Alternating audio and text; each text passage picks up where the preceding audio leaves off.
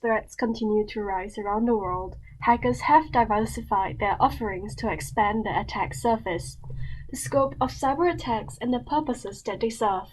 One such recent finding is the malware Maggie, a tool that is seemingly being used for corporate espionage.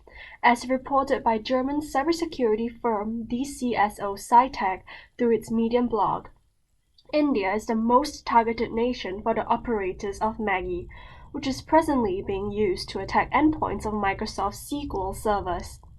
Malware like Maggie look for flaws and unpatched bugs within the codes of endpoints on platforms such as Microsoft SQL servers.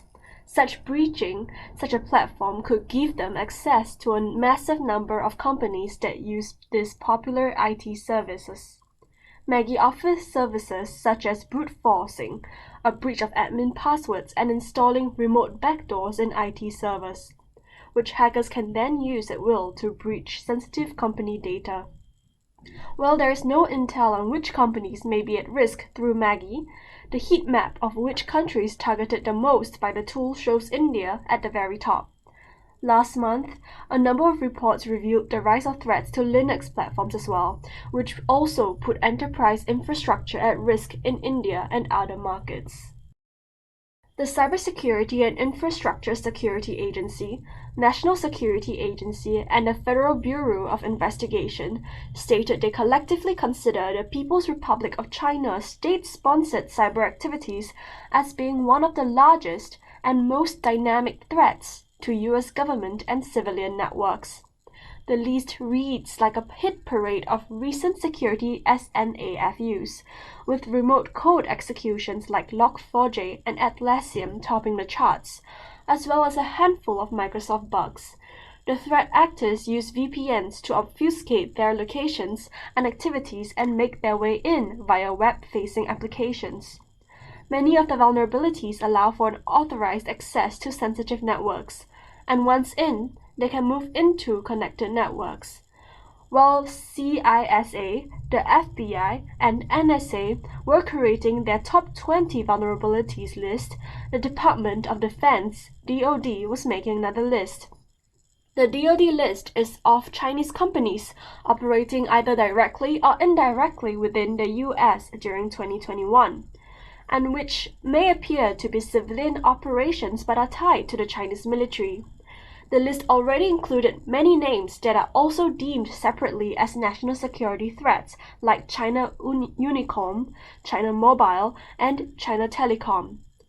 Huawei, Hikvision, SMIC also unsurprisingly had spots on the initial version of the list released on June 3, 2021.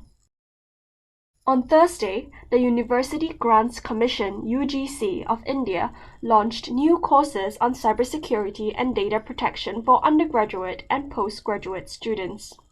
The launch marked the occasion of Cyber Jagrutta Divas 2022, with a primary goal to help students from non-technical streams to develop an understanding of cybersecurity issues.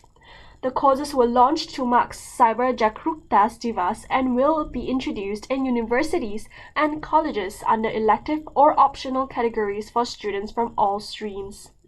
The syllabus of these courses aim to create aware, responsive, and responsible digital citizens, thereby contributing effectively to an overall healthy cybersecurity posture and ecosystem.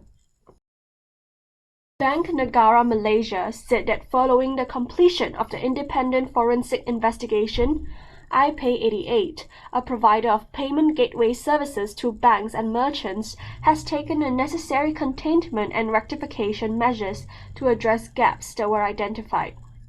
A successful Malaysian startup that built a regional business, iPay88 is owned by Japan's NTT Data that took a majority stake in it via NTT Data Asia Private Limited in September 2015. B&M has also instructed iPay88 to undertake additional measures to further strengthen its cybersecurity controls and IT infrastructure. These measures are aimed at ensuring that similar incidents do not recur in future and to safeguard against future threats. B&M will continue to closely monitor IP88's implementation of these measures and where appropriate will undertake further supervisory or enforcement actions. B&M reassured the public that the breach originated from and was confined to IP88's payment card systems and did not involve vulnerabilities in the country's banks' systems. They also emphasized that it had directed banks and card issuers to maintain heightened vigilance over activities of cards that may be at risk, reassuring the public that Malaysia's banking and payment systems remain safe and secure. It said customers will be contacted if any suspicious activity is detected through the monitoring activities of their banks or card issuers.